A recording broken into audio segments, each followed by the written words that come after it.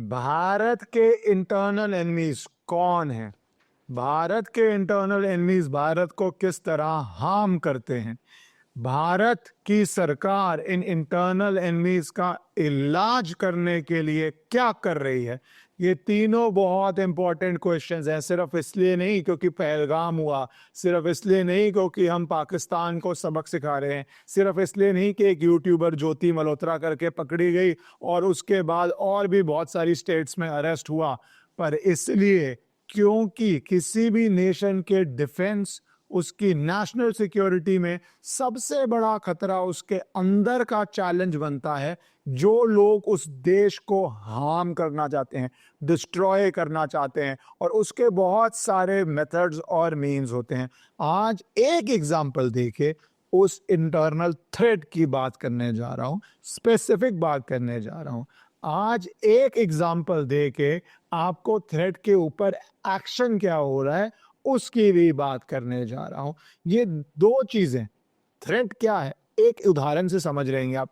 जब भी कोई देश जंग लड़ता है तो उस जंग के बीच में सबसे बड़ा डेंजर हो जाता है कि आपका ट्रांसपोर्टेशन, आपकी कम्युनिकेशन, और ये दोनों चीजें अगर कोई डिसरप्ट कर दे, ट्रांसपोर्ट या कम्युनिकेशन, तो आपके लिए जंग लड़ना मुश्किल हो जाता है। ट्रांसपोर्ट के उदाहरण पे आपको बताने जा रहा हूं। एक तो हमारी चिकन्स नेक को लेके शर्जील इमाम जो जेल में है, आपको पूरी पता है किस तरह उन लोगों की ईवल आय है कि किसी तरह भी नॉर्थ ईस्ट और भारत को सेपरेट कर दिया जाए। पर जो बाकी भारत के हिस्से में, इसलिए मैं चिकन नेक की बात नहीं कर रहा, वहां पे क्या चल रहा है आप जान के स्टन्ड होंगे, शॉक्ड होंगे कि दो ट्रेन्स को डिरेल करने की, इंक्लूडिंग राजधानी उत्तर प्रदेश में कोशिश की जाती है। वहां पे किस्मत थी कि वो पायलट देख लेता है और बचा लेता है।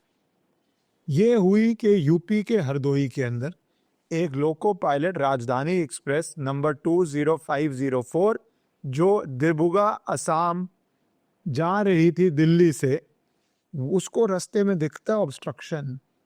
अब ऑब्स्ट्रक्शन भी कैसी कि कुछ अज्ञात लोगों ने एक वुडन ब्लॉक रेलवे ट्रैक पे बांधा हुआ था, अर्थिंग वायर यूज करके किलोमीटर मार्कर 1129/14 के सामने मंडे इवनिंग पे ये गवर्नमेंट के जो रेलवे ऑफिसर्स हैं वो बता रहे। आप देखिए रेलवे ट्रैक पे इतनी सारे लोग बैठे होते हैं, कितनी बड़ी ट्रेजेडी हो सकती है। और ये ट्रेजेडी मेरे अनुसार किसी टेरर अटेम्प्ट से कम नहीं है कि आप भारत को इस सेंसिटिव टाइम पे, सिचुएशन चल रही है, ऑपरेशन सिंदूर चल रहा है, आप एक ट्रेन के अंदर एक हादसा करवाने की कोशिश करें।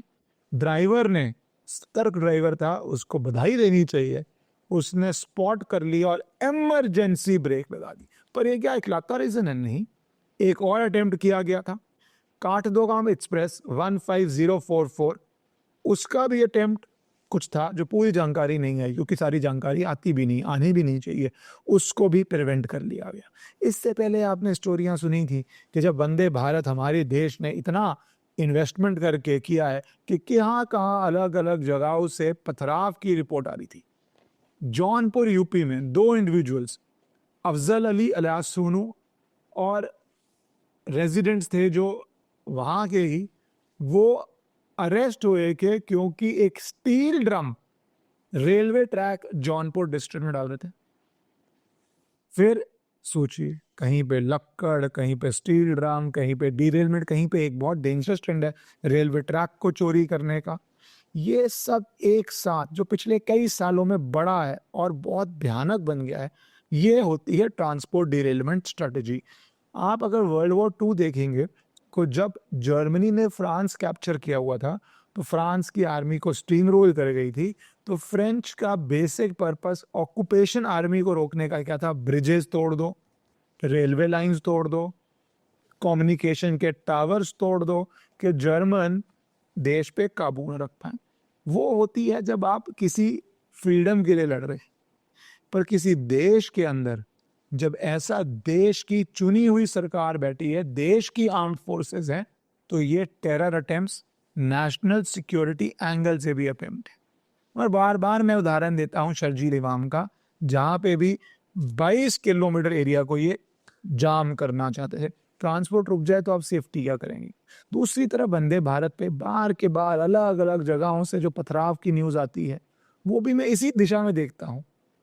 आप देश की प्रॉपर्टी डिस्ट्रॉय कर रहे हैं, ट्रेन डिस्ट्रॉय कर रहे हैं। Transport is a vital. पूरा यूनाइटेड स्टेट्स अमेरिका सेटल हुआ था जब जब वेस्ट में रेलवे पहुंचा था। यहाँ पे ये चैलेंज हो रहा है। अब करा क्या जा रहा है? मेरा दो तरह से इस पे मानना है। एक जो प्रॉब्लम परसिस्टेंट प्रॉब्लम है, जिसपे सुप्रीम कोर्ट में 2 बारी केस गए हैं, इनफैक्ट 3 बारी गए हैं, जो इनलीगल भारत में आके रुक जाते हैं। तो जिससे प्रॉब्लम्स बहुत हैं, सॉल्यूशंस भी बहुत हैं। किसी एक प्रॉब्लम पे कोई एक सॉल्यूशन लगता है, किसी दूसरी प्रॉब्लम पे दूसरा सॉल्यूशन लगता है। इनलीगल इमिग्रेंट्स के ऊपर भारत सरकार इनलीगल जो लैंड्स ऑक्यूपाई कर लेते हैं, उस पे भारत सरकार बहुत सीरियस होगी। मैं गुजरात का एग्जाम्पल देने जा रहा हूँ आपको। 3 केसेस सुप्रीम कोर्ट में हाल में गए।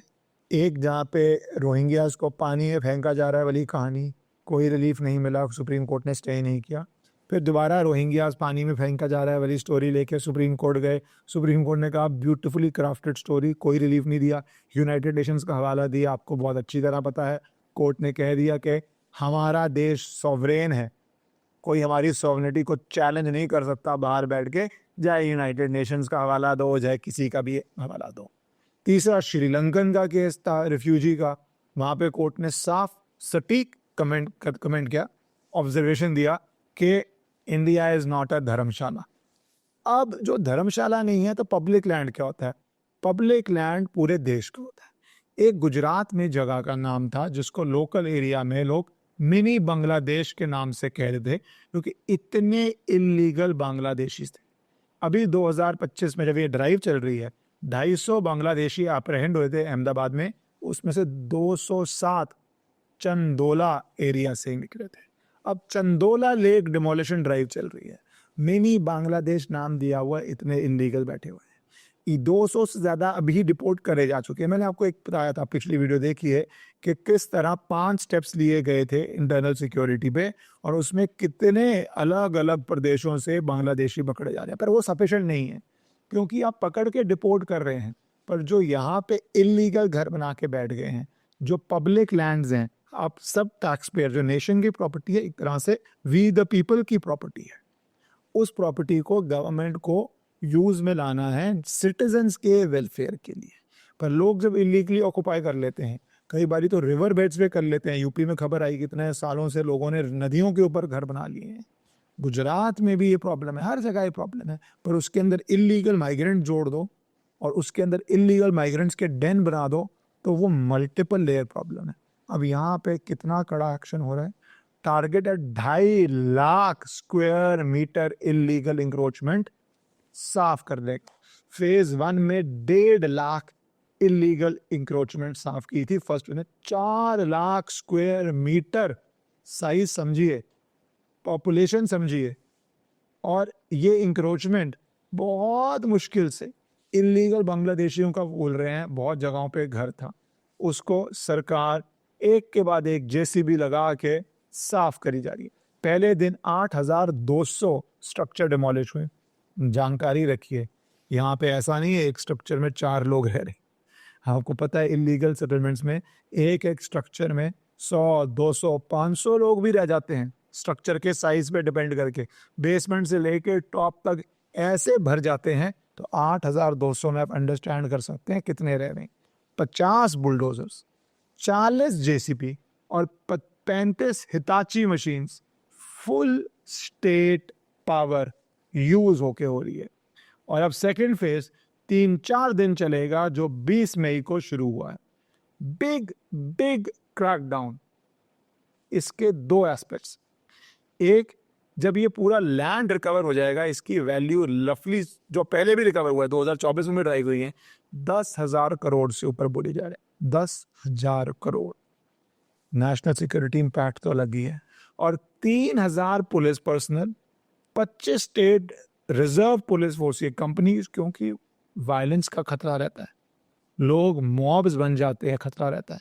तो इंटरनल चैलेंजेस बहुत है। एक डिफरेंट आया रेलवे को लेके, एक डिफरेंट ये इलीगल जो इंक्रोचमेंट्स में इलीगल इमिग्रेंट्स रह रहे हैं, इसके ऊपर एक्शन कितना स्ट्रांगली चल रहा है वो देखा। जो जेन्युइन रेजिडेंट्स हैं, जिनके पास पेपर्स हैं, जो पहले से रह रहे हैं, बहुत देर से रह रहे हैं, उसके लिए स्टेट की रिहैबिलिटेशन स्कीम्स होती हैं, वो ज़रूरी भी हैं।